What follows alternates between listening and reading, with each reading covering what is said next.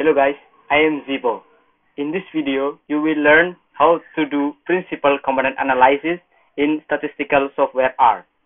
Principal component analysis is kind of multivariate analysis. So let's get started. First thing first, I'm gonna prepare the data. The data that we use in this tutorial is iris data. It is in the R package already. I'm gonna tell you an overview to the data.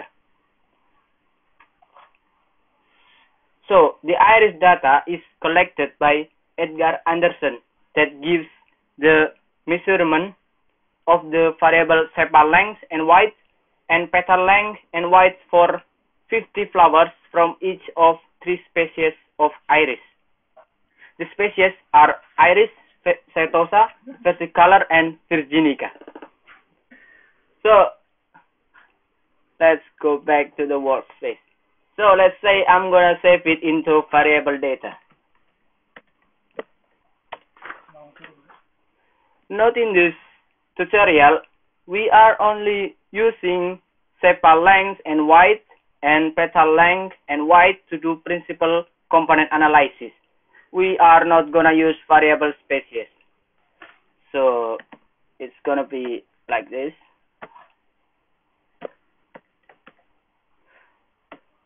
Variable number 1 up to variable number 4.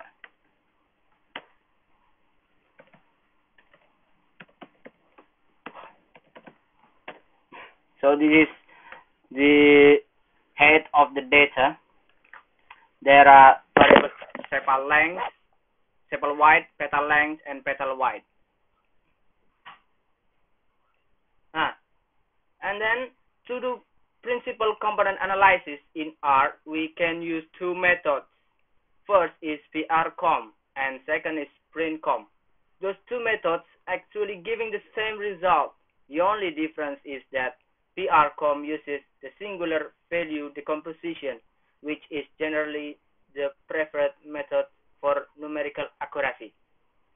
But actually you can use both of them, prcomp and princomp. But in this tutorial, I'm gonna use prcomp. If you see on the arguments here, there are some important parameters that you should notice. First is X. X that represents our data, it is iris data. And second is scale. Scale is logical value, true or false. The default value is false. One thing that you should be noted, you have to use scale set to true when you have variable that having wide range and the other having small range. If we see on the iris data, you can see, if we see on the iris data, there are no such a wide range among the variables.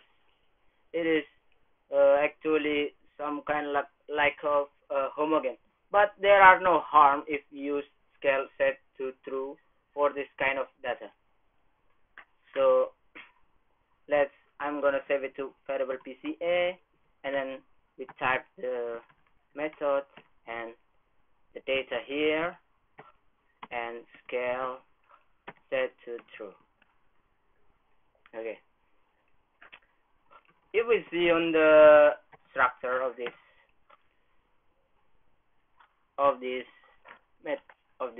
output, there are 5 values that we can extract. First is def. First is SDEF. It stands for standard deviation. Return each variable's standard deviation. Second is rotation. This is the most important. It is indicating the return of the weights or loading of each variable on each principal component.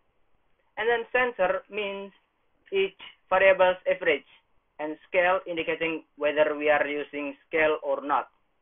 And the last is X that represents the value of each observation on each principal component.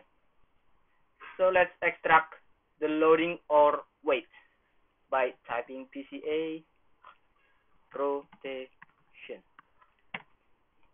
So we have the loading over here. So now, how to interpret this loading, this kind of number here? So the interpretation is like this. The bigger the absolute value of loading means bigger contribution that variable to principal component.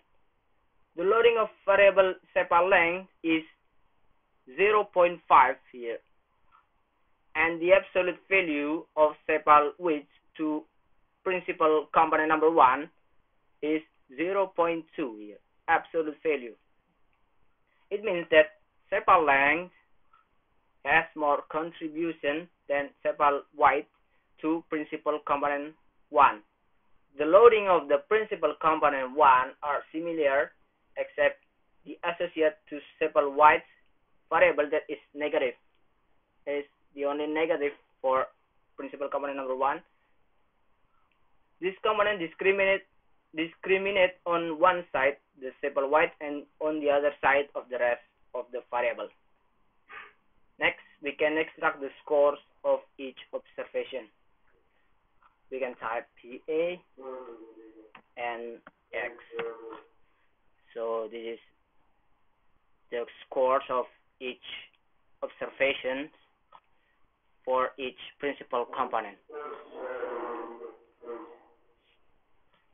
After we have the loading of each variable on each principal component and scores or value for each observation on each principal component, the next question is how many principal components that we should use, 1, 2, or 3.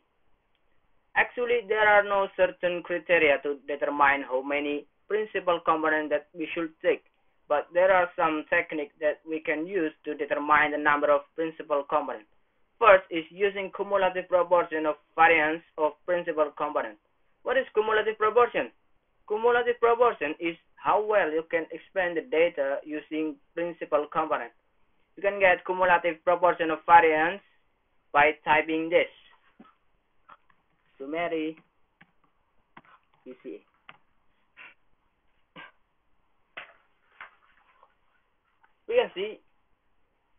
We can see on this summary we have 72%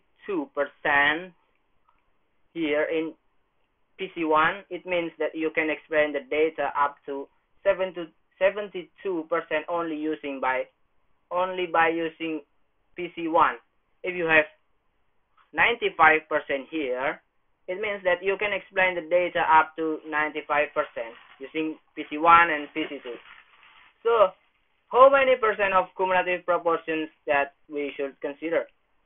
Some say that 70% is okay, some say 80, but actually there is no certain number of proportions. So I'm gonna leave it to you to decide. But if you ask to me how many principal components that I will take, I'm gonna take only PC1 and PC2. Second method to determine the number of principal components is by using screeplot. Screeplot is basically plotting variance of each principal component. It is basically the same with the first technique, but this one sounds like more graphical. You can get the screeplot by typing this.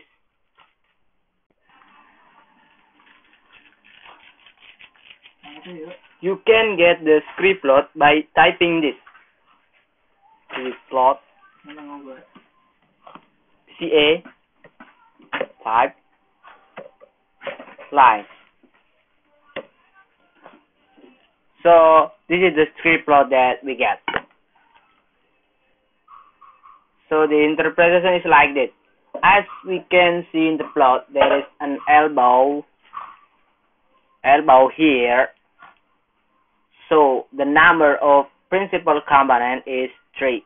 It means that you should take principal component number 1, number 2, and number 3.